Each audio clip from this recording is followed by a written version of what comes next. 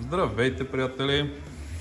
Днес ще ви покажем въздушен амортисьор от Bentley. Амортисьор е почти идентичен, даже идентичен с такъв на Volkswagen Phaeton. Също това поколение си прилича много с Audi A8 D3, като има една особеност. Това нещо е разширителен съд на възглавницата, понеже е по-тясна въздушната възглавница, и за да спринг рейта на въздушната възглавница да е по-добър или по-правилен, се използва и компенсаторен съд, разширителен съд към въздушната възглавница. Амортисьорът е изпратен от да речем дилър на Bentley, чуждестранен. След като го освежим, ще работи отново на тези интересни автомобили. Един динамометричен тест пускаме преди ремонта. Обичайното, графиката горе-долу, що годе. Възглавницата на този амортисьор беше спукана, защото, както виждате, се стича масло по амортисьора. С годините е протекал амортисьора, вкараме вътре във възглавницата масло. Маслото е разяло гумата, тя се е спукала. Все още работи, не е изтекло цялото масло, но тази чупка тук и това по легатото са белег, че амортисьора не е вред. След като го правим, ще видите как ще се изправи графиката. Ето ги амортисьорите, по-разглобени вече. Те са двутръбни на CTF с CDCI управление на твърдостта. Това е адаптивен амортисьор. Извадени са вече водачите, долните клапани, всичко, което трябва да смени, маслен семеринг. Това пък е стеблото с системата за втвърдяване, подайки ток, напрежение. Тук се мести и се променя пропускливостта на масло на буталото, като по този начин амортисьора мигновено може да стане по-твърд или по-мек. Абсолютно всичко тук, с което може да се износи, се сменя с ново, оригинално, за да амортисьора да работи безпроблемно още дълги години след ремонта. Пускаме и динамометричен тест след ремонта, за да видим как ще работи. Всичко, както ви показах, цялата вътрешност е ревизирана и всичко, което е нужно, е сменено на амортисьора. След което гледаме каква е графиката, работната характеристика на амортисьора, какъв резистанс прави. След автоматичния тест ще ви покажа и ръчен, на който ще си играем с втвърдяването на амортисьора или така наречените адаптивни функции. По този начин ще се види, че абсолютно всички функции по промяна на твърдостта на амортисьора работят абсолютно идентично, както оригиналните. Графиката на амортисьора е безупречна. Да пуснем само и ръчен тест. Пускаме го на максимално натоварване, за да е по-отчетливо това, което виждаме. Ето на Bounty Rebound какво е натоварването. Пускам управление и изведнъж стана много по-мек. Сега как може да си играем, да го направим малко по-твърд. Ето. Ако искаме още малко. Това нещо всъщност се прави от електрониката на автомобила, управляващия блок на окачването.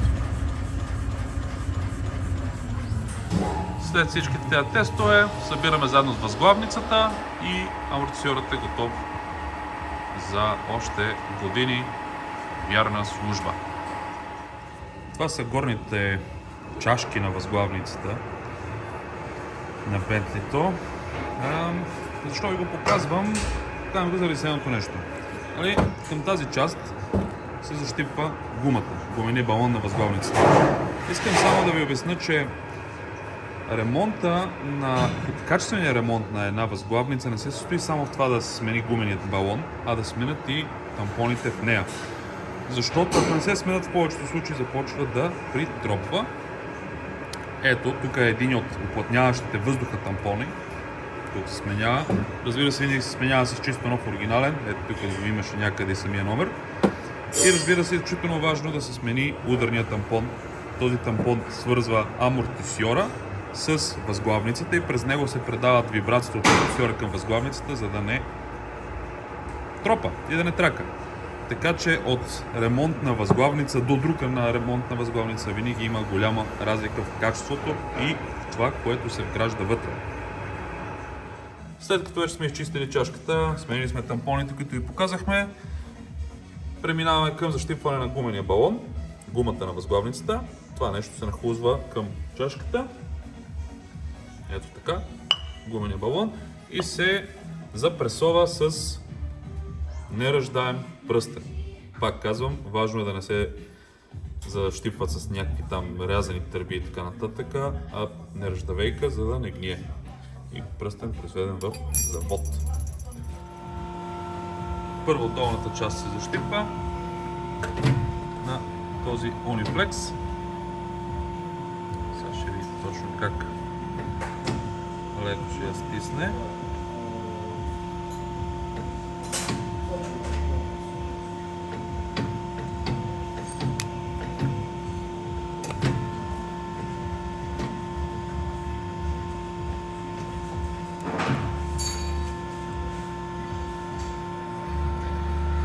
Интересното е, че при тази преса имаме измерване на силата на стискане, колко силно притиска челюстите към възглавницата, като по този начин машината са зададени са стойности на машината, така че да не престиснем възглавницата, т.е. при процеса на пресоване да не скъсаме гумата, да не пререже пръстена.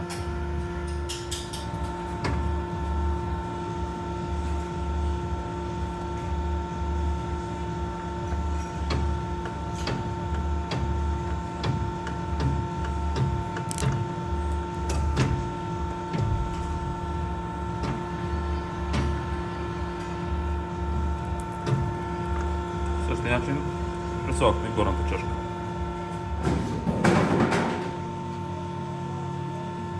Накрая на преста пресоваме и това нещо, алуминиевия кожух, или така наречения алуминиум ковър, който предпазва възглавницата и също така не дава на гумения балон да се разширява до толкова, че да пипа по страни по носачите.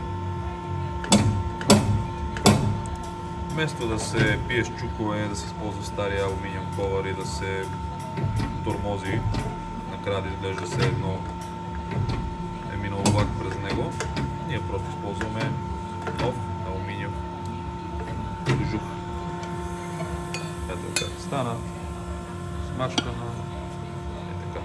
Това тук, разбира се, е само за центроване. Амортисьорите вече са готови, събрани за дълъг живот и отпътуват към своя бъдещ собственик.